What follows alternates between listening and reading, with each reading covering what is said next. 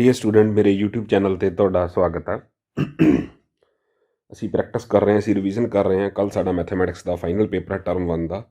4 revision test ਹੁਣ ਤੱਕ ਅਸੀਂ ਕਰ ਚੁੱਕੇ ਹਾਂ ਤੇ 5ਵਾਂ ਟੈਸਟ ਅਸੀਂ ਕਰਨ ਜਾ ਰਹੇ ਹਾਂ। ਤਾਂ ਚਲੋ ਸ਼ੁਰੂ ਕਰਦੇ ਹਾਂ ਬੇਟਾ। User instructions.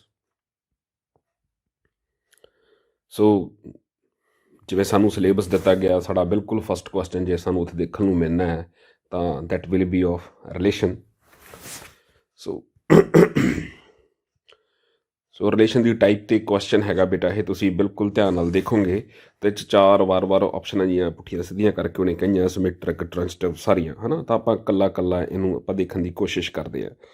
ਸੋ ਸਭ ਤੋਂ ਪਹਿਲਾਂ ਤਾਂ ਬੇਟਾ ਰਿਫਲੈਕਸੀਵਿਟੀ ਹੁੰਦੀ ਹੈ, ਰਿਫਲੈਕਸਿਵ ਕੋਈ ਇਹ ਹੈ ਕਿ ਨਹੀਂ ਹੈ, ਚਾਰੇ ਆਪਾਂ ਡਿਸਕਸ ਕਰਾਂਗੇ। ਰਿਫਲੈਕਸਿਵ ਦੇ ਵਿੱਚ ਜਿਵੇਂ ਤੁਹਾਨੂੰ ਮੈਂ ਪਹਿਲਾਂ ਹੀ ਦੱਸਿਆ ਸੀ ਵੀ ਪ੍ਰਿੰਸੀਪਲ ਡਾਇਗਨਲ ਹੋਣਾ ਚਾਹੀਦਾ। ਇੱਥੇ ਤੁਸੀਂ ਦੇਖੋ ਆ ਏ ਆ, ਏ ਨਾਲ ਏ ਦਾ ਪੇਅਰ ਏ, ਬੀ ਦਾ ਬੀ ਨਾਲ ਪੇਅਰ ਬੀ, ਸੀ ਦਾ ਸੀ ਨਾਲ ਪੂਰਾ ਆਉਣਾ ਚਾਹੀਦਾ। ਪਰ ਇਹਦੇ ਵਿੱਚ ਸਿਰਫ ਇੱਕੋ ਹੀ ਹੈ, ਨਾ ਇਹਦੇ 'ਚ ਬੀ ਆ, ਨਾ ਇਹਦੇ ਵਿੱਚ ਸੀ ਆ, ਅਤੇ ਨਾ ਹੀ ਇਹਦੇ 'ਚ ਡੀ ਹੈ। ਮਤਲਬ ਇਹ ਰਿਲੇਟ ਨਹੀਂ ਹੋਏ। ਸੋ ਇਸ ਕਰਕੇ ਇਹ ਰਿਫਲੈਕਸਿਵ ਬੇਟਾ ਨਹੀਂ ਹੈਗਾ ਗਾ। ਉਸ ਤੋਂ ਬਾਅਦ ਅਗਲੀ ਗੱਲ ਹੈ ਇਹਦੇ ਵਿੱਚ ਸਿਮਿਟਰੀ ਦੀ।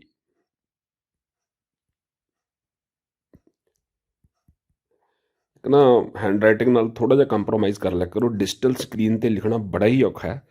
ਸੋ ਜੇ ਕਿਤੇ ਵਰਡ ਦਾ ਨਹੀਂ ਪਤਾ ਲੱਗ ਰਿਹਾ ਤਾਂ ਜਦੋਂ ਮੈਂ ਬੋਲ ਰਿਹਾ ਹੁੰਦਾ ਤਾਂ ਉਦੋਂ ਧਿਆਨ ਨਾਲ ਸੁਣ ਲਿਆ ਕਰੋ, ਤੁਹਾਨੂੰ ਦਿੱਕਤ ਨਹੀਂ ਆਊਗੀ ਬੇਟਾ। ਤਾਂ ਇਹਦੇ ਵਿੱਚ ਕੀ ਸੀ, ਸਿਮੈਟ੍ਰਿਕ 'ਚ ਕੀ ਹੁੰਦਾ ਵੀ ਏ ਬੀ ਨਾਲ ਰਿਲੇਟਡ ਆ ਤਾਂ ਬੀ ਏ ਨਾਲ ਰਿਲੇਟਡ ਆ। ਸੋ ਆਹ ਹੋ ਗਿਆ, ਅਤੇ ਇਹ ਏ ਨਾਲ ਹੁੰਦਾ ਹੀ ਆ, ਹੈ ਨਾ। ਸੋ 3 ਹੀ ਇਹਦੇ ਵਿੱਚ ਐਲੀਮੈਂਟ ਸੀ। ਏ ਬੀ ਦਾ ਉਲਟ ਸੀ ਉਹ ਬੀ ਏ ਸੀ, ਅਤੇ ਏ ਦਾ ਉਲਟ ਏ ਹੁੰਦਾ। ਸੋ ਇਹ ਸਿਮੈਟ੍ਰਿਕ ਹੈਗਾ। ਸੋ ਵਟ ਅਬਾਊਟ ਟ੍ਰਾਂਜ਼ਿਟਿਵ? ਦੇਖਣ 'ਚ ਟ੍ਰਾਂਜ਼ਿਟਿਵ ਲੱਗਦਾ ਹੈ ਕਿਉਂਕਿ ਤੁਸੀਂ ਦੇਖਦੇ ਹੋ ਪਹਿਲੀ ਨਜ਼ਰੇ A related to B related to A. ਅਗਰ ਅਸੀਂ ਇਹਦੇ ਵਿੱਚੋਂ ਆ ਬੀ ਡਿਸਕਾਰਡ ਕਰ ਦਈਏ ਤਾਂ ਤੁਹਾਨੂੰ ਲੱਗਣਾ ਹੈ ਵੀ ਇਹਦੇ ਵਿੱਚ ਜਿਹੜਾ ਏ ਹੈਗਾ ਤਾਂ ਇਸ ਕਰਕੇ ਟ੍ਰਾਂਜ਼ਿਟਿਵ ਹੈ। ਪਰ ਨਹੀਂ, ਜੇ ਤੁਸੀਂ ਇਹਨਾਂ ਨੂੰ ਉਲਟ ਕਰ ਦਿਓ, ਬੀ ਏ ਨੂੰ ਡਿਫਰੈਂਟ ਵੇ ਨਾਲ ਪੇਅਰ ਲੈ ਲਓ, ਇਹੀ ਏ ਬੀ, ਤਾਂ ਹੁਣ ਜੇ ਤੁਸੀਂ ਆ ਮਿਡਲ ਵਾਲਾ ਡਿਸਕਾਰਡ ਕਰੋਗੇ ਤਾਂ ਇਹ ਬਣਨਾ ਚਾਹੀਦਾ ਬੀ। ਕੀ ਇਹਦੇ ਵਿੱਚ ਹੈਗਾ? ਨਹੀਂ, ਇਹ ਨਹੀਂ ਹੈਗਾ ਗਾ। ਸੋ ਇਹ ਰਿਲੇਸ਼ਨ ਟ੍ਰਾਂਜ਼ਿਟਿਵ ਨਹੀਂ ਹੈਗਾ ਗਾ। ਸੋ ਪਹਿਲੀ ਆਪਸ਼ਨ ਡਿਸਕਾਰਡ ਹੋਗੀ ਕਿਉਂਕਿ ਇਹਨੇ ਟ੍ਰਾਂਜ਼ਿਟਿਵ ਕਿਹਾ ਸੀਗਾ। ਦੂਜੀ ਆਪਸ਼ਨ ਡਿਸਕਾਰਡ ਹੋਗੀ ਕਿਉਂਕਿ ਇਹਨੇ ਰਿਫਲੈਕਸਿਵ ਕਿਹਾ ਸੀਗਾ। ਅਤੇ ਡੀ ਆਪਸ਼ਨ ਡਿਸਕਾਰਡ ਹੋ ਗਈ, ਓਨਲੀ ਟ੍ਰਾਂਜ਼ਿਟਿਵ। ਇੱਕੋ ਹੀ ਆਪਸ਼ਨ ਬਚਦੀ ਹੈ ਜੀ, ਦੈਟ ਇਜ਼ ਸੀ। ਸੋ ਇਹ ਫੰਕਸ਼ਨ ਇਕੱਲਾ ਕੀ ਹੈ ਜੀ, ਇਹ ਸਿਮੈਟ੍ਰਿਕ ਹੈਗਾ। ਤਾਂ ਇਹ ਰਿਫਲੈਕਸਿਵ ਨਹੀਂ ਹੈਗਾ ਕਿਉਂਕਿ ਪੂਰਾ ਪ੍ਰਿੰਸੀਪਲ ਡਾਇਗਨਲ ਦੇ ਵਿੱਚ ਨਹੀਂ ਹੈਗਾ। ਇਹ ਇਰਰਿਫਲੈਕਸਿਵ ਵੀ ਸੌਰੀ ਨਹੀਂ ਹੈਗਾ ਗਾ ਕਿਉਂਕਿ ਇਹਦੇ ਵਿੱਚ ਏ ਆ ਗਿਆ। ਇਰਰਿਫਲੈਕਸਿਵ ਦੇ ਵਿੱਚ ਪੂਰੇ ਦਾ ਪੂਰਾ ਪ੍ਰਿੰਸੀਪਲ ਡਾਇਗਨਲ ਮਿਸ ਹੋਣਾ ਚਾਹੀਦਾ ਹੈ। ਸੈਕੰਡ ਕੁਐਸਚਨ ਆ ਜੀ, which of the following function is a bijection. Bijection ਦਾ ਮਤਲਬ ਹੁੰਦਾ ਵੀ ਉਹ 1 ਔਨ 2 ਹੋਵੇ। ਕੋਈ ਵੀ ਕੌਂਸਟੈਂਟ ਫੰਕਸ਼ਨ ਹੈ ਜਿਹੜਾ ਉਹ 1 ਨਹੀਂ ਹੁੰਦਾ ਹੈਗਾ। ਕਿਉਂ ਨਹੀਂ ਹੁੰਦਾ ਹੈਗਾ? ਦੇਖੋ, ਕੋਈ ਵੀ ਇੱਥੇ ਲਈ ਜਾਵਾਂਗੇ 1 ਦਾ, ਸਪੋਜ਼ ਕਰੋ ਰੀਅਲ ਨੰਬਰ ਜਿੰਨਾ ਮਰਜ਼ੀ ਲੈ ਲਓ। ਵੈਸੇ ਤਾਂ 1 ਦਾ ਮਿਸ ਵੀ 3 ਹੈ, 2 ਦਾ ਵੀ 3 ਹੈ, 3 ਦਾ ਇਹ ਤਾਂ ਇੱਦਾਂ ਹੋਈ ਜਾਣਾ, ਹੈ ਨਾ। ਸੋ ਕੌਂਸਟੈਂਟ ਫੰਕਸ਼ਨ ਨਹੀਂ ਹੁੰਦਾ। ਸੋ ਜਦੋਂ ਕਿਸੇ ਵੀ ਫੰਕਸ਼ਨ ਦੇ ਵਿੱਚ ਈਵਨ ਪਾਵਰ ਆ ਜਾਏ ਅਤੇ ਨਾਲ ਉਹਦੀ ਡੋਮੇਨ ਦੇ ਵਿੱਚ ਨੈਗੇਟਿਵ ਨੰਬਰ ਇਨਕਲੂਡ ਹੋਣ ਤਾਂ ਉਹ ਫੰਕਸ਼ਨ ਵੀ 1 ਨਹੀਂ ਹੁੰਦਾ। ਬਿਕੋਜ਼ ਇੱਥੇ -1 ਦਾ ਮਿਸ ਜਿਹੜਾ ਆਉਣਾ ਉਹ ਵੀ ਆਉਣਾ, ਇੱਥੇ -8 ਆਉਣਾ, ਅਤੇ ਜਿਹੜਾ 1 ਦਾ ਆਉਣਾ ਉਹ ਵੀ -8 ਆਉਣਾ। ਸੋ ਇਹ ਵੀ 1 ਨਹੀਂ ਹੈਗਾ ਗਾ। ਸੋ ਸੇਮ ਆਰਗੂਮੈਂਟ ਨਾਲ ਆਪਾਂ ਆਲਰੇਡੀ ਡਿਸਕਸ ਕਰ ਚੁੱਕੇ ਹਾਂ। ਇਹ ਵੀ 1 ਨਹੀਂ, ਉਲਟੂ ਚੈੱਕ ਕਰਨ ਦੀ ਹਜੇ ਲੋੜ ਹੀ ਨਹੀਂ ਪਈ, ਆਪਾਂ ਨੂੰ ਜਸਟ ਇੰਜੈਕਟਿਵਿਟੀ ਨਾਲ ਹੀ ਸਰ ਗਿਆ। ਸੋ ਆਹ 3 ਫੰਕਸ਼ਨ ਤਾਂ 1 ਹੀ ਹੈ ਨਹੀਂ ਗੇ, ਫਿਰ ਇਹਨਾਂ ਨੇ ਬਾਈਜੈਕਟਿਵ ਕਾਹਦਾ ਹੋਣਾ? ਸੋ ਇੱਕੋ ਹੀ ਲੀਨੀਅਰ ਫੰਕਸ਼ਨ ਹੈ ਜਿਹੜਾ 1 ਵੀ ਹੈ, ਔਨ 2 ਵੀ ਹੈ। ਸੋ ਇਹੀ ਸਾਡੀ ਆਨਸਰ ਹੈ ਜੀ।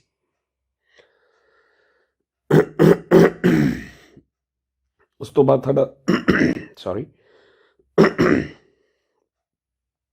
ਥਰਡ ਕੁਐਸਚਨ ਹੈ ਜੀ, ਵਾਈ ਪੁੱਛਿਆ। ਵਾਈ ਦਾ ਮਤਲਬ ਕੀ ਆ?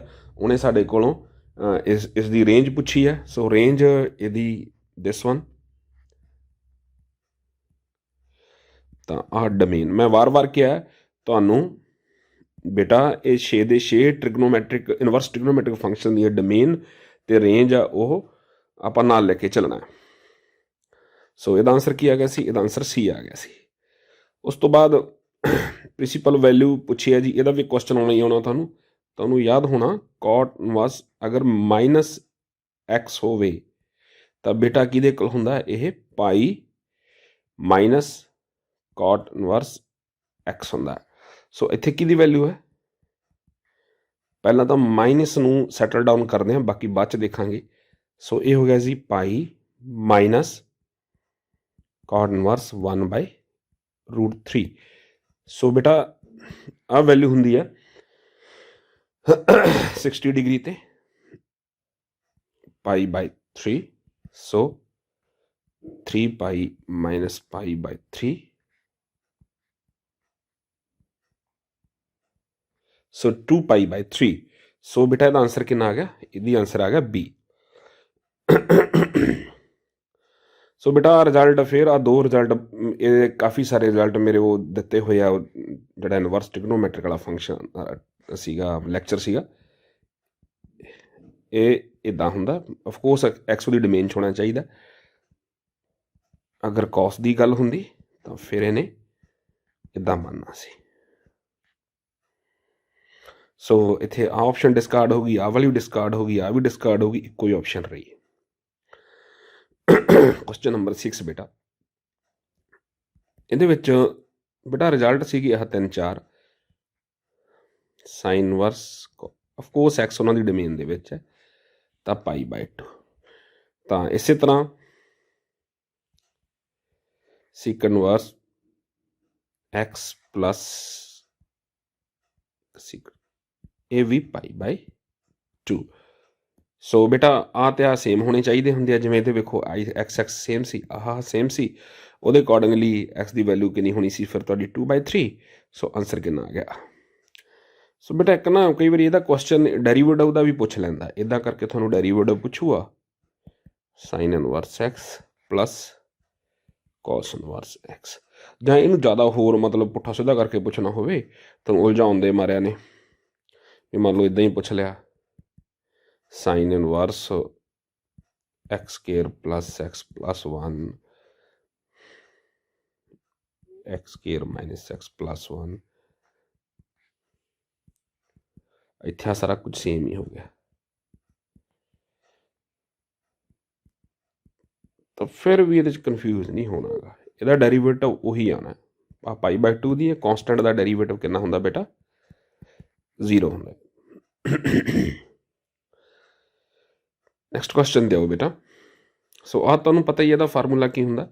ਸੋ ਇਹਦਾ ਫਾਰਮੂਲਾ ਹੁੰਦਾ tan, ਬਸ ਐਡ ਕਰ ਦਿਓ ਬੇਟਾ 2x plus 3x 1 minus 6x square 2 into 3 6x square ਹੋਣਾ ਸੀ। ਸੋ ਦੂਸਰੇ ਪਾਸੇ π/4, ਆਹ ਵਾਲਾ π/4 ਘੁੰਮ ਕੇ ਦੂਸਰੇ ਪਾਸੇ ਚੱਲ ਜਾਊਗਾ, 10 π/4 1 ਹੁੰਦਾ। ਸੋ ਇਹ ਤੁਹਾਡੀ ਕੁਆਡਰੇਟਿਕ ਇਕੁਏਸ਼ਨ ਬਣ ਜੂਗੀ 5x = 1 minus 6x ਸਕੁਏਅਰ। ਇਹਨੂੰ ਥੋੜ੍ਹਾ ਜਿਹਾ ਸੈਟਲਡ ਕਰ ਲਓ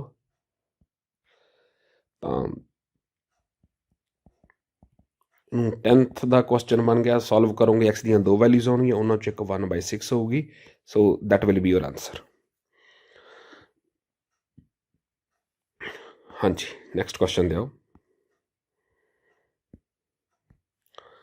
ਬੇਟਾ। ਜਦੋਂ ਇੱਦਾਂ ਦਾ ਕੁਐਸਚਨ ਹੋਵੇ ਨਾ, ਮੈਂ ਤੁਹਾਨੂੰ ਲਾਸਟ ਲੈਕਚਰ 'ਚ ਵੀ ਦੱਸਿਆ ਸੀ ਵੀ tan ਦੇ ਫਾਰਮੂਲੇ ਆ। ਜਿਵੇਂ ਸਪੋਜ਼ ਕਰੋ ਆਪਾਂ ਥੋੜ੍ਹਾ ਇਹਨੂੰ ਸੈਟਲਡ ਕਰਦੇ ਹਾਂ ਵੀ ਤੁਸੀਂ ਐਕਸ ਨੂੰ ਲੈ ਲਓ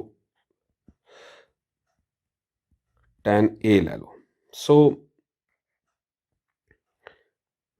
2x,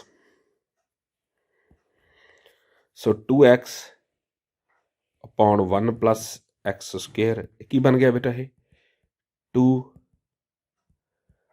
tan A 1 plus tan square A। ਸੋ ਇਹ ਕਿਹਦਾ ਵੈਲਿਊ ਹੁੰਦੀ ਹੈ ਬੇਟਾ, ਇਹ ਦੱਸਿਆ ਸੀ ਸਾਈਨ 2A ਦੀ। ਸੋ ਸਾਡੇ ਕੋਲ ਕੀ ਬਣ ਗਿਆ, sign inverse 2x 1 plus x square ਦੀ ਵੈਲਿਊ ਬੇਟਾ 2A ਆ ਗਈ। ਸੋ ਸਿਮਿਲਰਲੀ ਤੁਸੀਂ y ਨੂੰ ਲੈ ਲਓ tan B, by the same argument you will get cos inverse 1 minus y square divided by 1 plus y square will be equal to 2b। ਸੋ ਹੁਣ ਤੁਸੀਂ ਕੀ ਕਰੋ ਬੇਟਾ, ਇਹ ਵੈਲਿਊਜ਼ ਆ ਜਿਹੜੀਆਂ ਆਪਣੀ ਓਰੀਜਨਲ ਫੰਕਸ਼ਨ ਜਿੱਥੋਂ ਕੁਐਸਚਨ ਚੱਲਿਆ ਸੀ ਇੱਥੇ ਫਿਲ ਕਰ ਦਿਓ ਇਸ ਜਗ੍ਹਾ ਦੇ ਉੱਤੇ। ਮੈਂ ਡਾਰਕ ਕੀਤਾ। ਸੋ ਵਾਪਸ ਆਓ। ਸੋ tan 1/2 sign inverse 2x1 plus x ਦੀ ਵੈਲਿਊ ਕਿੰਨੀ ਸੀ 2a, ਦੂਸਰੇ ਦੀ ਕਿੰਨੀ ਸੀ 2b। ਸੋ 2 ਕੈਂਸਲ ਹੋ ਗਿਆ ਬੇਟਾ। ਇਹ ਤੁਹਾਡੇ ਕੋਲ ਕੀ ਰਹਿ ਗਿਆ tan a plus b। ਸੋ ਬੇਟਾ ਹੁਣ ਇਹਦਾ ਫਾਰਮੂਲਾ ਖੋਲ ਦਿਓ ਇਹਨੂੰ, tan a plus tan b 1 minus tan a tan b। What is the value of tan a? x plus y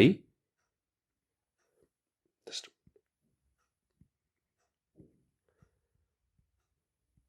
1 minus xy। ਸੋ ਬੇਟਾ ਤੁਹਾਡਾ ਆਂਸਰ ਕੀ ਆ ਗਿਆ ਦਿਸ ਵਨ।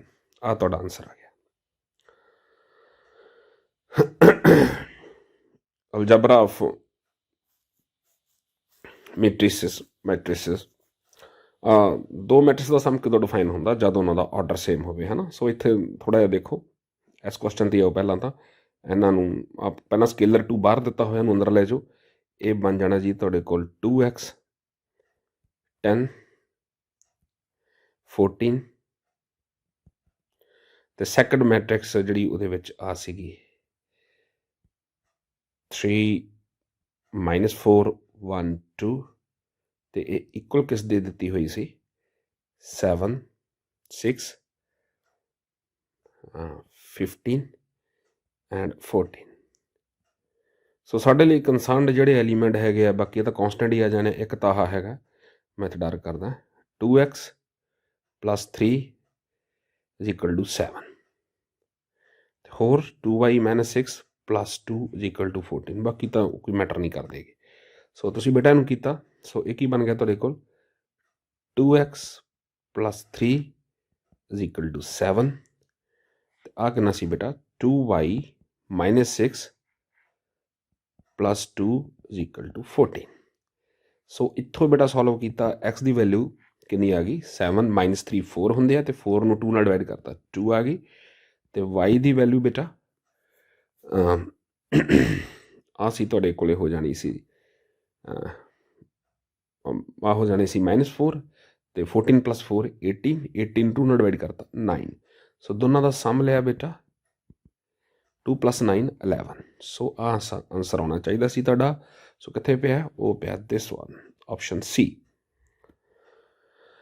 ਉਸ ਤੋਂ ਬਾਅਦ ਆ ਬੇਟਾ ਸਟੈਂਡਰਡ ਰਿਜ਼ਲਟ ਹੈ ਇਨਵਰਸ ਵਾਲਾ। ਇਹਦੇ ਵਿੱਚ ਤਾਂ ਕੋਈ ਦਿੱਕਤ ਹੀ ਨਹੀਂ ਹੈਗੀ ਕਿ ਬੀ ਇਨਵਰਸ ਏ ਇਨਵਰਸ ਹੁੰਦਾ, ਵਾਰ ਆਪਾਂ ਇਸ ਦੀ ਗੱਲ ਕੀਤੀ ਹੈ। ਉਸ ਤੋਂ ਬਾਅਦ ਹੁਣ ਆ ਜਾਓ ਜੀ A plus transpose of A is equal to identity matrix, है ना।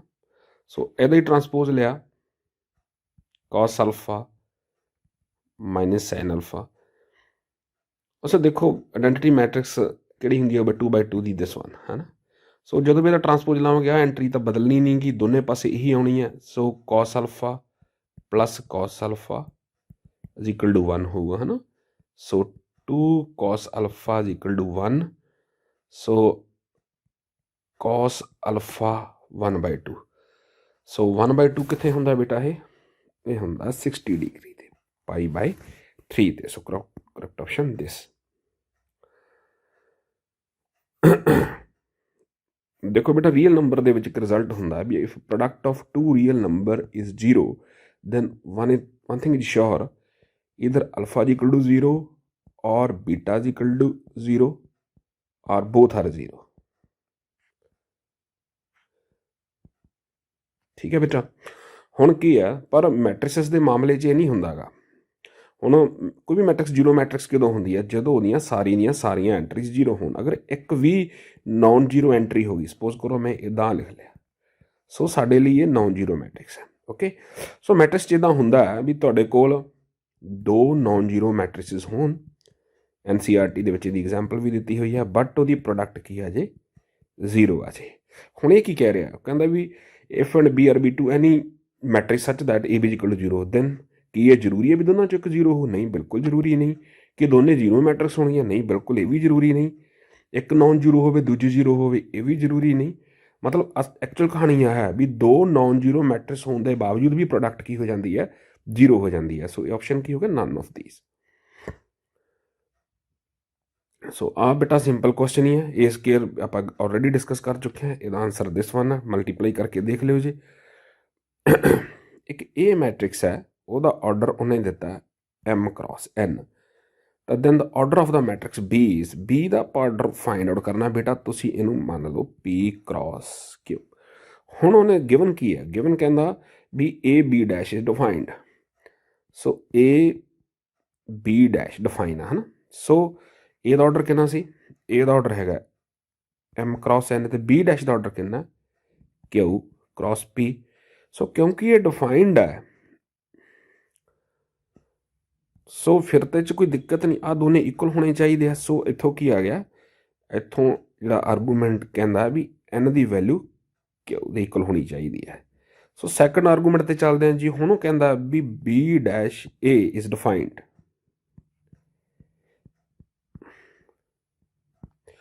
ਸੋ what is b dash, q into p, what is the order of a, m cross n, by the same argument, ਕਿਉਂਕਿ ਇਹ ਡਿਫਾਈਨਡ ਹੈ ਸੋ ਆ equal ਹੋਣੇ ਚਾਹੀਦੇ ਆ।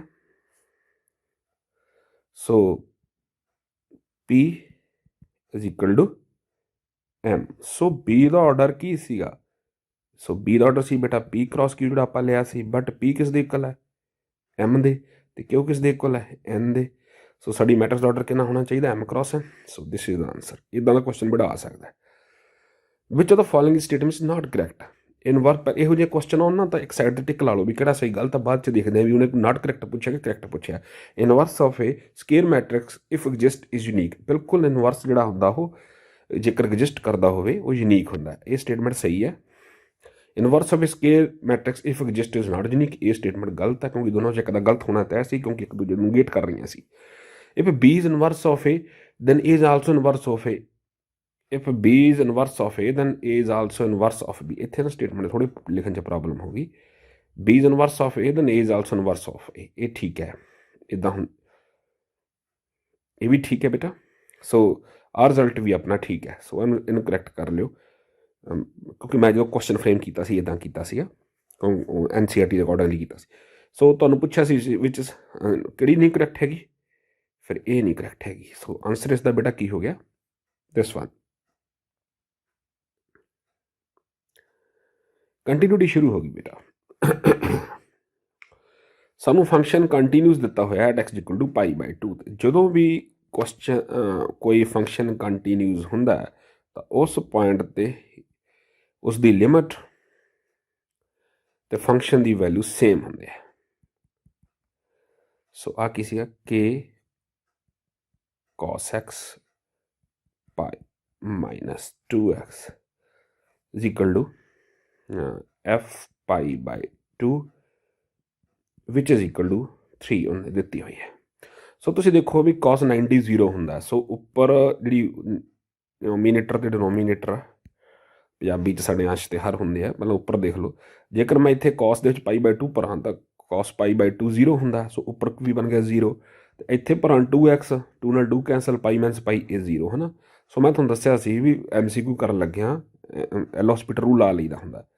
ਸੋ L hospital rule ਕੀ ਕਹਿੰਦਾ ਵੀ 0/0 ਬਣਨਗੀ, ਉੱਪਰਲੇ ਦਾ ਡੈਰੀਵੇਟਿਵ ਉੱਪਰ ਲੈ ਲਓ।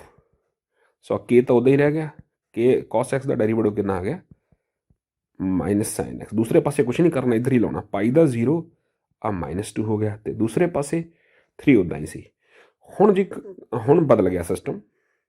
ਹੁਣ ਆਹ ਵਾਲੀ ਮਾਈਨਸ ਨਾਲ ਮਾਈਨਸ ਉੱਡ ਗਈ, ਤੇ ਹੁਣ ਉੱਪਰ π/2 ਫਿਲ ਕਰਦੇ ਹਾਂ ਤਾਂ sin π/2 1 ਹੁੰਦਾ। ਹੁਣ 0/0 ਦੀ ਫਾਰਮ ਜਿਹੜੀ ਉਹ ਨਹੀਂ ਆ ਰਹੀ।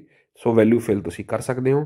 ਜੋ ਤੁਸੀਂ ਵੈਲਿਊ ਫਿਲ ਕੀਤੀ sin 90 1 ਹੁੰਦਾ, ਇੱਥੇ k ਰਹਿ ਗਿਆ ਤੇ ਨੀਚੇ 2 ਸੀ, ਤਾਂ ਦੂਸਰੇ ਪਾਸੇ 3 ਸੀ। ਸੋ k ਦੀ ਵੈਲਿਊ ਕਿੰਨੀ ਆ ਗਈ, 6 ਆ ਗਈ। ਸੋ ਤੁਹਾਡਾ ਆਂਸਰ ਕਿੰਨਾ ਆ ਗਿਆ, ਦਿਸ ਵਨ। ਇਸੇ ਤਰ੍ਹਾਂ ਹੁਣ ਆਹ ਕੁਐਸਚਨ ਆ ਫਿਰ 5 ਤੇ ਕੰਟੀਨਿਊਸ ਦਿੱਤਾ ਹੋਇਆ। ਤਾਂ ਇੱਥੇ ਮੈਂ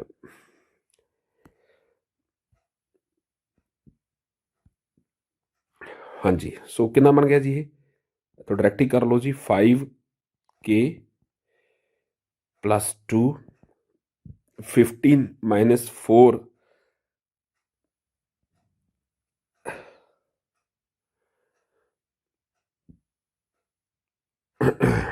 ਸੋ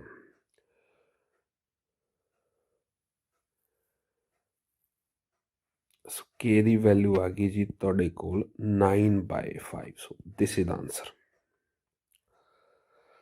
ਸਿੰਪਲ ਡੈਰੀਵੇਟਿਵ ਆ ਬੇਟਾ, ਇਹਦਾ ਚੇਨ ਰੂਲ ਨਾਲ ਹੈ। ਇਹਦਾ ਲੌਗ ਤੋਂ ਲਓਗੇ ਤੁਸੀਂ, ਇਹਦਾ ਡੈਰੀਵੇਟਿਵ ਲਓਗੇ ਤਾਂ ਬੇਟਾ ਜੀ ਇਹਨੇ ਪਹਿਲਾਂ ਹੋ ਜਾਣਾ 1/log x, ਉਸ ਤੋਂ ਬਾਅਦ log x ਦਾ ਡੈਰੀਵੇਟਿਵ ਲਓਗੇ 1/x। ਸੋ ਤੁਹਾਡੀ ਟਰਮ ਕੀ ਹੋ ਗਈ ਬੇਟਾ, ਇਹ ਹੋ ਗਈ x log x। ਅਤੇ ਇਹਨੇ ਕੀ ਕੀਤਾ, ਜਸਟ ਇਹਨੂੰ ਉੱਪਰ ਲਿਖਤਾ। ਸੋ ਕੋਈ ਦਿੱਕਤ ਵਾਲੀ ਗੱਲ ਨਹੀਂ ਬੇਟਾ, this is the answer. tan x 90 - x secant square ਹੁੰਦਾ, ਸੌਰੀ cot x ਹੁੰਦਾ, ਅਤੇ cot x ਦਾ ਡੈਰੀਵੇਟਿਵ ਮਾਈਨਸ ਕੋਸੀਕਟ ਸਕੇਅਰ ਹੁੰਦਾ। ਉਸ ਤੋਂ ਇਹਦਾ ਜਿਹੜਾ ਡੈਰੀਵੇਟਿਵ ਹੁੰਦਾ ਬੇਟਾ ਸਟੈਂਡਰਡ ਰਿਜ਼ਲਟ ਹੈ। ਇਹ ਵੀ ਤੁਸੀਂ 6 ਦੇ 6 ਦੇ ਯਾਦ ਕਰ ਲਿਓ, ਪੋਸੀਬਲੀ ਇੱਕ ਅੱਧਾ ਪੁੱਛ ਸਕਦਾ ਜੇ ਪੇਪਰ ਸਿੱਧਾ ਪਾਇਆ, ਅਤੇ ਜੇ ਘੁਮਾ ਕੇ ਪਾਇਆ ਤਾਂ ਫਿਰ ਤੁਹਾਨੂੰ ਪਤਾ ਹੀ ਹੈ। So this will be the answer. Chain rule ਹੈ ਬੇਟਾ। ਸੋ ਚੇਨ ਰੂਲ ਜਦੋਂ ਕਰੋਗੇ ਆ 1/2 ਅੱਗੇ ਆ ਗਿਆ। ਸੋ log cos x ਇੱਦਾਂ ਹੀ ਰੂਟ ਹੋ ਗਿਆ। cos x ਦਾ ਡੈਰੀਵੇਟਿਵ log cos x ਦਾ ਲਓਗੇ ਤਾਂ 1/cos x ਹੋ ਜਾਣਾ, ਅਤੇ cos x ਦਾ ਅੱਗੋਂ ਡੈਰੀਵੇਟਿਵ ਲਓਗੇ ਤਾਂ ਉਹ -sin x ਹੋ ਜਾਣਾ। ਸੋ -sin x cos x -tan x ਹੋ ਗਿਆ। ਸੋ ਆਨਸਰ ਤੁਹਾਡਾ ਆ ਪਿਆ। x - y = π। ਡੈਰੀਵੇਟਿਵ ਕਰ ਲਓ ਬੇਟਾ 1, ਡੈਫੀਨੀਸ਼ੀਏਟ ਕੀਤਾ, ਪਾਈ ਦਾ derivative 0 because pi is constant. So dv/dx ਦੀ ਵੈਲਿਊ ਬੇਟਾ ਕਿੰਨੀ ਹੋ ਗਈ 1। So that is your answer. Important ਹੈ, ਚੇਨ ਰੂਲ ਨਾਲ ਕਰ ਦਿਓ ਬੇਟਾ। ਸੌਰੀ UV ਵਾਲਾ ਫਾਰਮੂਲਾ ਲੱਗਾ, ਡਿਫਰੈਂਸ਼ੀਏਟ ਕਰੋ ਵਿਦ ਰਿਸਪੈਕਟ ਟੂ x। ਨੂੰ x ਤੁਸੀਂ ਬਾਹਰ, ਅਤੇ y ਦਾ ਡੈਰੀਵੇਟਿਵ ਕਿੰਨਾ ਆ ਗਿਆ ਬੇਟਾ dv/dx ਪਲੱਸ y ਬਾਹਰ, x ਦਾ ਡੈਰੀਵੇਟਿਵ ਆ ਗਿਆ ਬੇਟਾ 1। E ਦਾ ਐਕਸਪੈਂਸ਼ਨਲ ਜੋ ਹੁੰਦਾ ਉਹੀ ਹੁੰਦਾ, ਬਾਅਦ ਵਿੱਚ ਚੇਨ ਰੂਲ ਨਾਲ ਇਹਦਾ ਡੈਰੀਵੇਟਿਵ ਹੋ ਗਿਆ 1 - dv/dx। ਹੁਣ ਜਰਾ ਰੁਕੋ, ਹੁਣ ਤੁਸੀਂ ਇਹਦੀਆਂ ਆਪਸ਼ਨਸ 'ਤੇ ਝਾਤ ਮਾਰੋ, ਕਿਤੇ ਵੀ e⁻x ਨਹੀਂ ਆਇਆ ਹੈਗਾ। ਇਹ ਕੁਐਸਚਨ ਕਰਦੇ ਨੇ, ਇੱਕ ਵਾਰੀ ਦੇਖ ਲਿਆ ਕਰੋ। ਇਹਦਾ ਮਤਲਬ ਕੀ ਹੈ ਵੀ ਇਹਦੀ ਆਹ ਜਿਹੜੀ ਵੈਲਿਊ ਆ ਸਟੇਟਮੈਂਟ ਦੇ ਵਿੱਚ, ਫਾਈਨਲ ਆਨਸਰ ਦੇ ਵਿੱਚ ਨਹੀਂ ਹੈਗੀ। So we have to replace it. So ਆਪਾਂ ਕਿਵੇਂ ਕੀਤਾ, x dv/dx ਨੂੰ ਉੱਦਾਂ ਹੀ ਰਹਿਣ ਦਿੱਤਾ, ਇੱਥੇ ਪਲੱਸ y ਸੀ। ਸੋ ਇਹਦੀ ਜਿਹੜੀ ਵੈਲਿਊ ਸੀ ਬੇਟਾ, ਸੋ ਇਹਦੀ ਵੈਲਿਊ ਆਹ ਵਾਲੀ ਇੱਥੇ ਫਿਲ ਕਰਤੀ ਆਪਾਂ। ਤਾਂ ਕੀ ਸੀ ਇਹ xy, ਅਤੇ ਨਾਲ ਦੀ ਨਾਲ ਇਹਨੂੰ ਸੋਲਵ ਵੀ ਕਰਤਾ xy dv/dx। dv/dx ਦੀ ਟਰਮ ਹੈ ਜਿਹੜੀ ਇੱਕ ਪਾਸੇ ਲਿਆਓ ਬੇਟਾ। ਸੋ x dv/dx ਮੈਂ ਕਾਮਨ ਕੱਢ ਲਿਆ, ਤਾਂ ਮੇਰੇ ਕੋਲ ਬਣ ਗਿਆ ਇਹ 1 + y। ਸੋ ਮੈਂ ਇਹਨੂੰ ਦੂਸਰੇ ਪਾਸੇ ਲੈ ਗਿਆ, ਤਾਂ y ਕਾਮਨ ਕੱਢ ਲਿਆ, ਉਹ ਬੇਟਾ ਮੇਰੇ ਕੋਲ ਰਹਿ ਗਿਆ x - 1। ਸੋ dv/dx ਦੀ ਬੇਟਾ ਮੇਰੇ ਕੋਲ ਵੈਲਿਊ ਆ ਗਈ y/x, x - 1 over y + 1। So that your final answer. ਲੱਭੋ ਕਿੱਥੇ ਆਪਸ਼ਨਾਂ 'ਚ ਪਿਆ, ਆਹ ਵਾਲਾ ਕਿੱਥੇ ਪਿਆ, ਉਹ ਆ ਪਿਆ। ਸੋ ਤੁਹਾਡਾ ਆਨਸਰ ਕੀ ਆ ਗਿਆ, ਇਹੀ ਫਸਟ ਆ ਗਿਆ ਸੀ। ਲੈਗਰਾਂਜਸ ਥਿਊਰਮ 2 ਕੰਡੀਸ਼ਨ ਸੈਟਿਸਫਾਈ ਹੋ ਰਹੀਆਂ। ਮੈਂ ਤੁਹਾਨੂੰ ਪਹਿਲਾਂ ਵਾਰ-ਵਾਰ ਕਿਹਾ ਵੀ ਜਦੋਂ ਥੱਲੇ ਆਪਸ਼ਨਾਂ ਦੇ ਵਿੱਚ ਉਹਨੇ 4 ਵੈਲਿਊਜ਼ ਦੇਤੀਆਂ, ਅਤੇ ਇਹਦਾ ਮਤਲਬ ਕੀ ਹੈ ਵੀ ਕੰਡੀਸ਼ਨ ਤਾਂ ਸੈਟਿਸਫਾਈ ਹੋ ਗਈਆਂ ਹੈ ਨਾ, ਚੈੱਕ ਕਰਨ ਦੀ ਲੋੜ ਨਹੀਂ। ਸੋ fx ਸਾਡੇ ਕੋਲ ਕੀ ਸੀਗਾ, x² - 3x। ਸੋ ਇਹਦਾ ਡੈਰੀਵੇਟਿਵ ਕੱਢਿਆ ਬੇਟਾ, ਉਹ ਬਣ ਗਿਆ 2x - 3। ਸੋ ਹੁਣ ਇਹਦਾ ਕੀ ਹੁੰਦਾ, f' ਉਹ ਕੀ ਹੁੰਦਾ ਤੁਹਾਡੇ ਕੋਲ f4 fb - fa ਹੁੰਦਾ ਨਾ, f2 / b - a। ਸੋ ਇਹਦੀ ਵੈਲਿਊ ਫਿਲ ਕਰ ਦਿਓ ਬੇਟਾ। ਸੋ ਇਹਦੀ ਵੈਲਿਊ ਹੋ ਗਈ 2,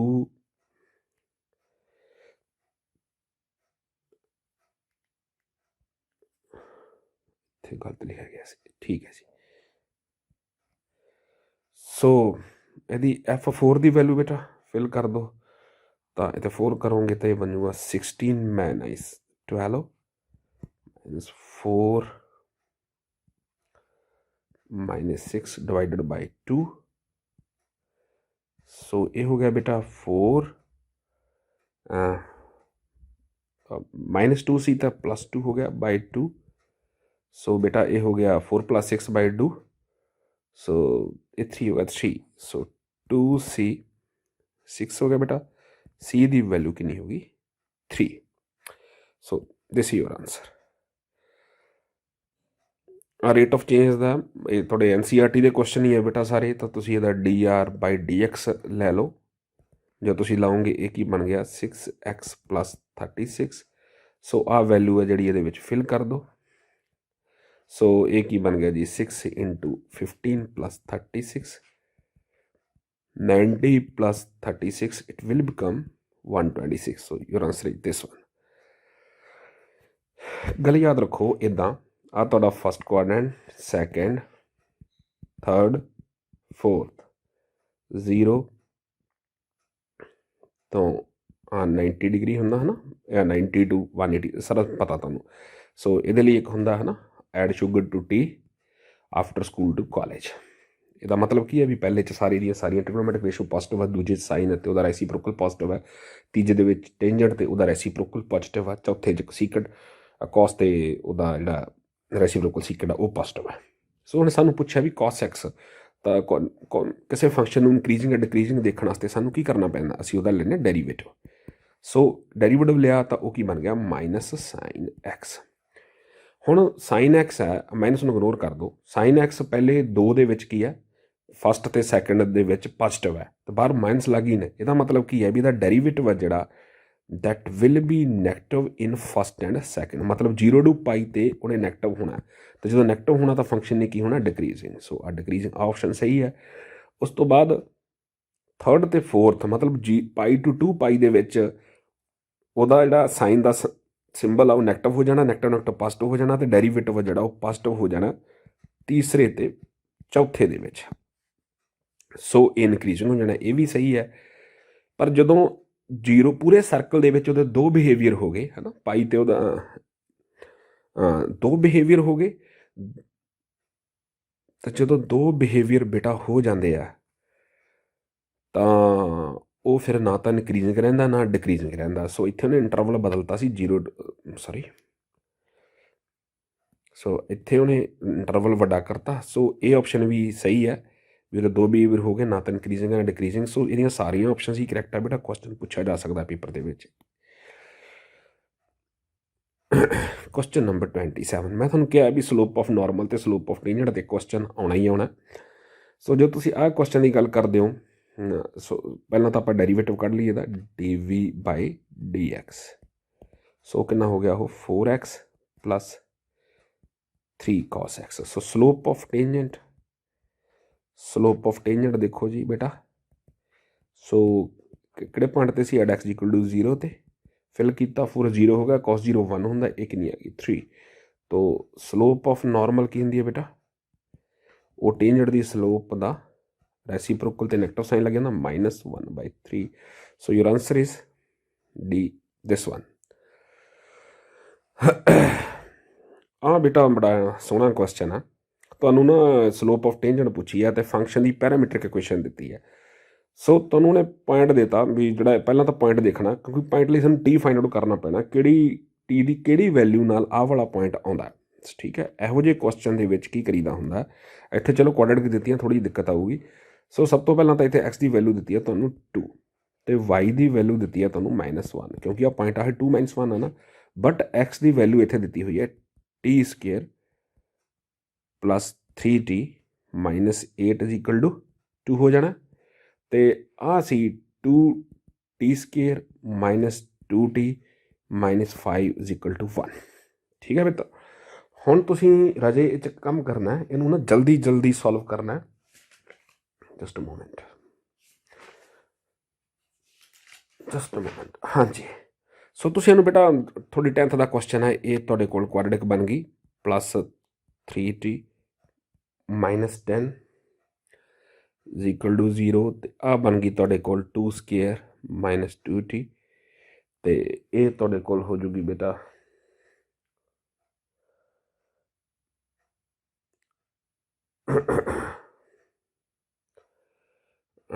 इतने -1 दिता होया सी -1।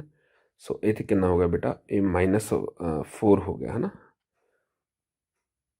तो इतों टी दी वैल्यू बेटा सॉल्व करो, then you will get 2 value क्योंकि क्वाड्रेटिक 2 आउणगियां एक आ गई 2 -5 ਤੇ ਦੂਸਰੇ ਪਾਸੇ ਆ ਜਾਊਗੀ ਟੀ ਦੀ ਵੈਲਿਊ -1 ਤੇ 2 ਜਿਹੜੀ ਕਾਮਨ ਵੈਲਿਊ ਲੈ ਲੈਣੀ ਹੈ ਕਿਉਂਕਿ ਆਪਾਂ ਐਗਰੀ ਕਰਾਉਣਾ ਨਾ ਦੋਵਾਂ ਦੇ ਉੱਤੇ ਤਾਂ ਐਗਰੀ ਕਿੱਥੇ ਹੋਇਆ ਇਹ ਟੀ ਦੀ ਵੈਲਿਊ 2 ਆ ਗਈ ਸੋ ਇਹਦਾ ਮਤਲਬ ਕੀ ਹੈ ਵੀ ਟੇਂਜੈਂਟ ਹੁਣ ਜਦੋਂ ਲੈਣਾ ਆਪਾਂ ਟੀ ਦੀ ਵੈਲਿਊ ਕਿੰਨੀ ਲੈਣੀ ਹੈ 2 ਲੈਣੀ ਹੈ ਫਿਰ ਹੀ ਪੁਆਇੰਟ ਆਊਗਾ ਹੁਣ ਆ ਜਾਓ ਟੇਂਜੈਂਟ ਸਲੋਪ ਹੁੰਦੀ ਕਿੰਨੀ ਹੈ ਆਪਾਂ ਕੱਢਣੀ ਹੈ ਬੇਸਿਕਲੀ ਆਹ dv/dx ਕਿਉਂਕਿ ਉਹ ਹੈਗਾ ਫੰਕਸ਼ਨ ਹੈ ਜਿਹੜਾ ਤੁਹਾਡਾ ਪੈਰਾਮੀਟਰ ਇਕੁਏਸ਼ਨਸ ਆ ਸੋ dv/dt divided by dx/dt so what is dv/dt ਸੋ ਇੱਥੇ ਕੱਢ ਲਓ ਉਹ ਬਣ ਗਿਆ ਜੀ ਤੁਹਾਡੇ ਕੋਲ 4t -2 and what is dx/dt 2t + 3 so t the value ਕਿੰਨੀ ਸੀ 2 ਸੋ ਜੋ ਤੁਸੀਂ ਇੱਥੇ 2 ਫਿਲ ਕਰ ਦੋਗੇ ਤਾਂ ਇਹ ਬਣ ਜਾਣਾ 8 - 2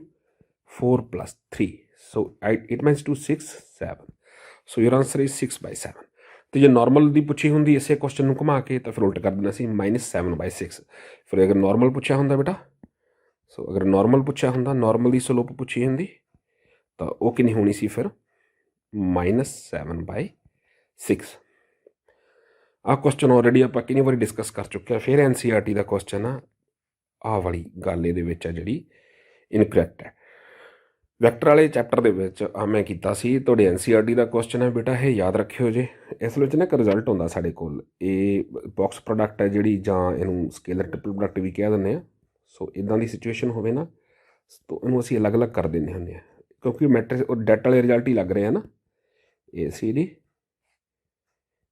ਤੇ ਇੱਦਾਂ ਹੋ ਜਾਂਦਾ ਬੇਟਾ ਇਹ ਅਲੱਗ-ਅਲੱਗ ਹੋ ਜਾਂਦੇ ਹੈ ਨਾ ਸੋ ਉਸ ਤੇ ਇੱਕ ਹੋਰ ਰਿਜ਼ਲਟ ਯਾਦ ਰੱਖਣਾ ਇੱਕ ਇਹ ਰਿਜ਼ਲਟ ਅਤੇ ਇੱਕ ਇਹ ਰਿਜ਼ਲਟ ਅਗਰ ਕਿਸੇ ਵੀ ਬਾਕਸ ਪ੍ਰੋਡਕਟ ਦੇ ਵਿੱਚ 2 ਵੈਕਟਰ ਸੇਮ ਹੋ ਗਏ ਤਾਂ ਉਹ 0 ਹੋ ਜਾਂਦੀ ਹੈ ਸੋ ਹੁਣ ਜਿਵੇਂ ਤੁਸੀਂ ਇਹਨੂੰ ਖੋਲ੍ਹਣਾ ਸ਼ੁਰੂ ਕਰਦੇ ਹੋ A + B B + C and C + A ਸੋ ਬੇਟਾ ਪਹਿਲਾਂ ਤਾਂ ਇਹਨੂੰ ਇਹਦੇ ਮਤਲਬ ਇਹਦੇ 2 ਬਣਾ ਲਓ ਹੈ ਨਾ ਸੋ ਜਦੋਂ ਇਹਦੇ 2 ਬਣਾਏ ਤਾਂ ਇੱਕ ਤਾਂ ਇਹ ਬਣ ਗਿਆ A B + C C + A ਫਿਰ ਇੱਕ B ਨਾਲ ਹੋ ਗਿਆ B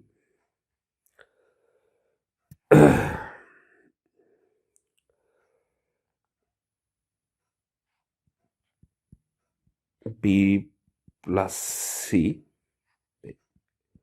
C + A ਹੁਣ ਬੇਟਾ ਇਹਦੀ ਅੱਗੇ ਤੋਂ ਖੋਲ੍ਹੀ ਜਾਓਗੇ ਨਾ ਤਾਂ ਜਿੱਥੇ ਜਿਵੇਂ 2 ਬਣੀ ਜਾਣਗੇ ਹੁਣ ਜਿਵੇਂ ਇਹਨੂੰ ਇਹਦੇ ਨਾਲ ਹੁਣ ਖੋਲਾਂਗੇ ਤਾਂ ਜੇ 2 ਹੁਣ ABC ਕਿਤੇ 2 A ਆ ਜਾਣਗੀਆਂ ਕਿਤੇ 2 B ਆ ਜਾਣਗੀਆਂ ਅਤੇ ਉਹ 0 ਹੋਈ ਜਾਣਗੇ ਤਾਂ ਮੈਂ ਨਾ ਵੈਕਟਰ ਵਾਲੇ ਚੈਪਟਰ 'ਚ ਉਹਨੂੰ ਸੋਲਵ ਕੀਤਾ ਹੋਇਆ ਆਪਾਂ ਟਾਈਮ ਨਹੀਂ ਵੇਸਟ ਕਰਦੇ ਉੱਥੋਂ ਦੇਖ ਲਿਓ ਜੇ ਤਾਂ ਜਦੋਂ ਤੁਸੀਂ ਇਹਨੂੰ ਕਰੋਗੇ ਤੁਹਾਡਾ ਹੋਮਵਰਕ ਹੈ ਠੀਕ ਹੈ ਓਕੇ ਸੋ ਇਹਨੂੰ ਤੁਸੀਂ ਕਰੋਗੇ ਤਾਂ your answer will be this one already ਕਰਵਾਇਆ ਹੋਇਆ ਬੇਟਾ ਕੁਐਸਚਨ ਸਟੈਂਡਰਡ ਰਿਜ਼ਲਟ ਹੈ ਬੇਟਾ ਮੈਂ ਤੁਹਾਨੂੰ ਦੱਸਿਆ ਸੀ area of triangle adjacent sides of ਜਦੋਂ ਪੈਰਾਗ੍ਰਾਮ ਦਿੱਤੀਆਂ ਉਦੋਂ ਉਹਨਾਂ ਦੇ ਏਰੀਆ ਕੀ ਕੱਢਣੇ ਆ ਤਾਂ ਅੱਛੀ ਤਰ੍ਹਾਂ ਨਾਲ ਯਾਦ ਕਰ ਲਿਓ ਆਹ ਤੁਹਾਡਾ ਆਨਸਰ ਸੀਗਾ ਆਹ ਤੁਹਾਡੀ ਡਾਟ ਪ੍ਰੋਡਕਟ ਹੈ ਉਹਦੇ ਵਿੱਚ ਤੁਸੀਂ ਕਰਦੇ ਹੋ ਜਦੋਂ ਕੋਸਟ ਪ੍ਰੋਡਕਟ ਸਕੇਲਰ ਪ੍ਰੋਡਕਟ ਸਾਡੀ ਐਂਗਲ ਆ ਹੁੰਦਾ ਜੀ ਇਹ 'ਚ ਕੋਈ ਦਿੱਕਤ ਹੀ ਹੈ ਨਹੀਂ ਸਾਈਨ ਦੇ ਵਿੱਚ ਕ੍ਰਾਸ ਹੁੰਦਾ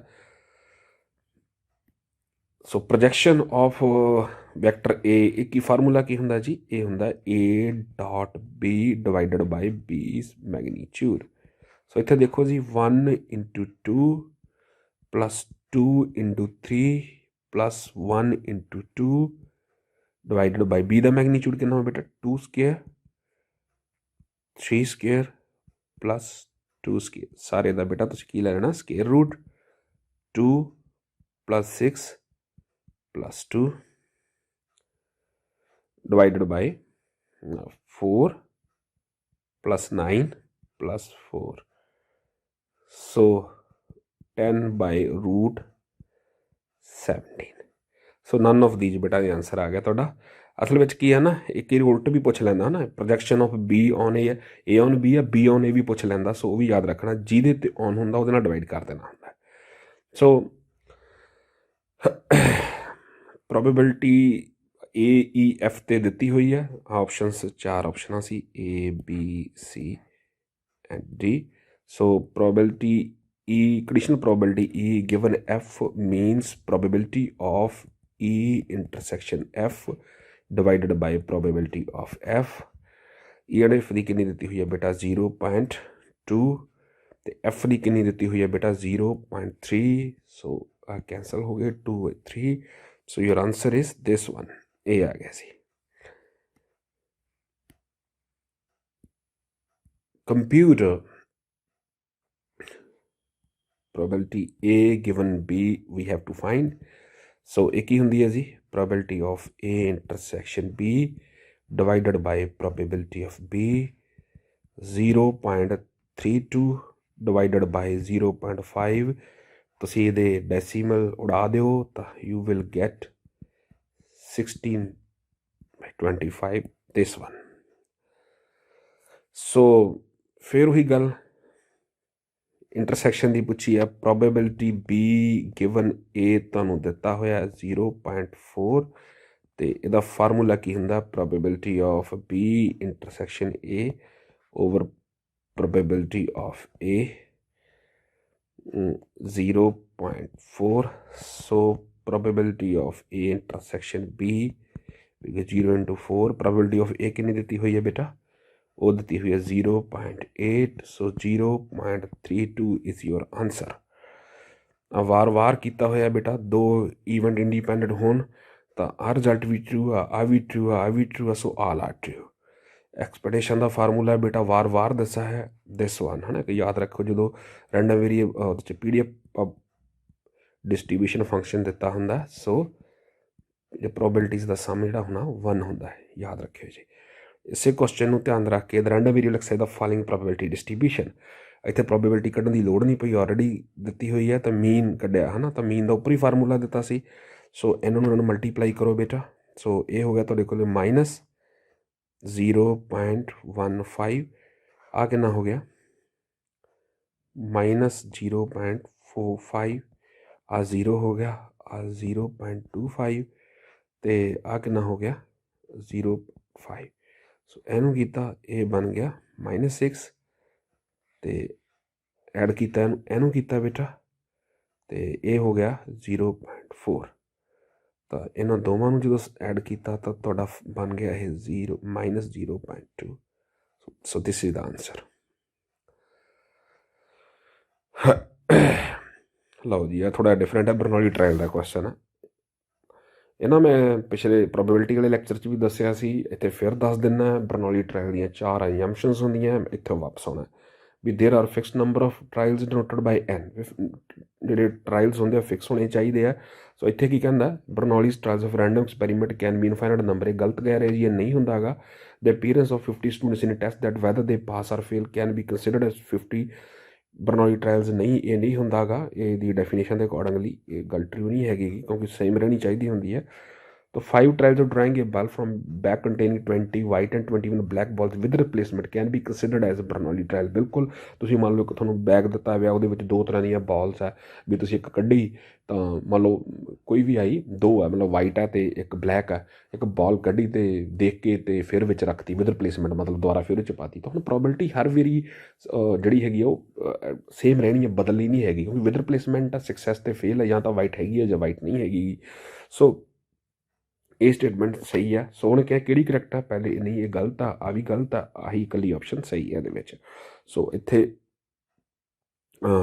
ਮੈਂ ਦਿੱਤੇ ਹੋਏ ਆ ਇਹਨੂੰ ਪੜ੍ਹ ਲਿਓ ਜੀ there are fix number of trials ਹੁੰਦੇ ਆ ਇਹ ਸਾਰੇ ਟਰਾਇਲਸ ਇੰਡੀਪੈਂਡੈਂਟ ਹੋਣੇ ਚਾਹੀਦੇ ਆ ਸਕਸੈਸ ਅਤੇ ਫੇਲੀਅਰ 2 ਹੀ ਆਊਟਕਮ ਹੋਣੇ ਚਾਹੀਦੇ ਆ ਅਤੇ ਥਰੂ ਆਊਟ ਦਾ ਪ੍ਰੋਸੀਜਰ ਹੈ ਜਿਹੜੀ ਉਹ ਪ੍ਰੋਬੇਬਿਲਿਟੀ ਹੈ ਜਿਹੜੀ ਉਹ ਸੇਮ ਰਹਿਣੀ ਚਾਹੀਦੀ ਹੈ। ਅਤੇ ਉਸ ਤੋਂ ਬਿਨਾਂ ਇੱਕ ਬੱਚੇ ਨੇ ਮੈਨੂੰ ਕੁਐਸਚਨ ਪੁੱਟ ਕੀਤਾ ਸੀਗਾ ਇੱਥੇ ਮੈਂ ਦੱਸ ਦਿੰਦਾ ਤੁਹਾਨੂੰ ਉਹ ਸੀਗਾ ਆਪਣਾ ਜਿਹੜੇ ਮੈਂ ਪ੍ਰੈਕਟਿਸ ਪੇਪਰ 5 ਤੁਹਾਡੇ ਨਾਲ ਸ਼ੇਅਰ ਕੀਤੇ ਆ PDF ਉਹਦੇ ਵਿੱਚ ਜਿਹੜਾ ਪਹਿਲਾ ਪੇਪਰ ਹੈ ਪੇਪਰ 1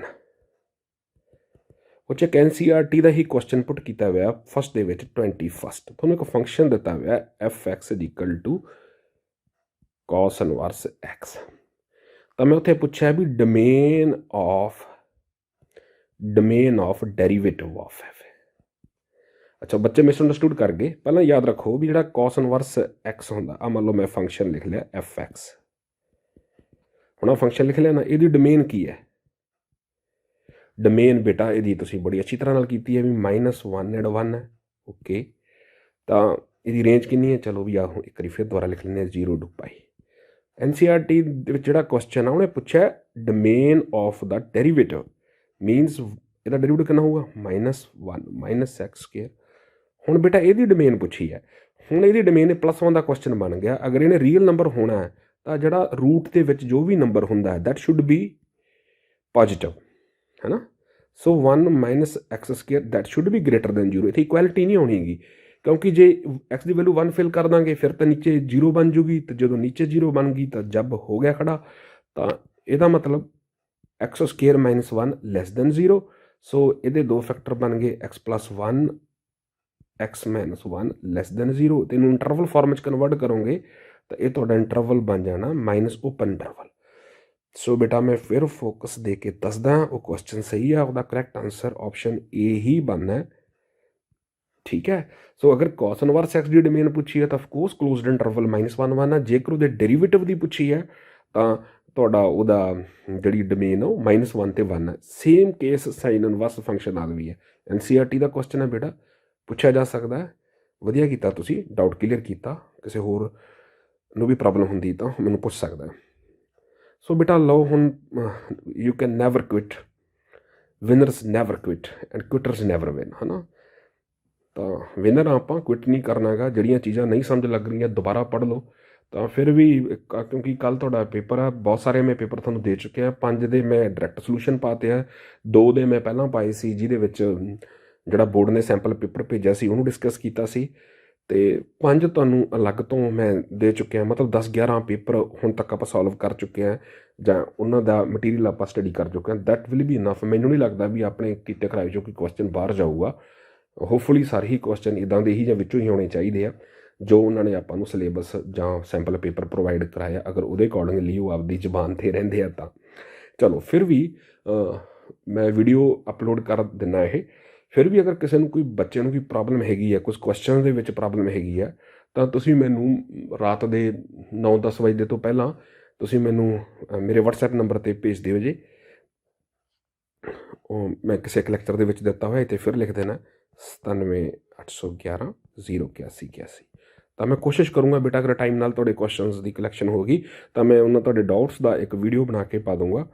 ਤਾਂ ਥੈਂਕਸ ਬੇਟਾ, ਥੈਂਕ ਯੂ ਫॉर ਵਾਚਿੰਗ। ਆਹ ਗੱਲ ਯਾਦ ਰੱਖਣੀ ਹੈ, you can never quit, winners never quit and quitters never win, ਠੀਕ ਹੈ। ਸੋ ਠੀਕ ਹੈ ਬੇਟਾ, ਮਿਲਦੇ ਹਾਂ ਫਿਰ ਨੈਕਸਟ ਲੈਕਚਰ ਦੇ ਵਿੱਚ।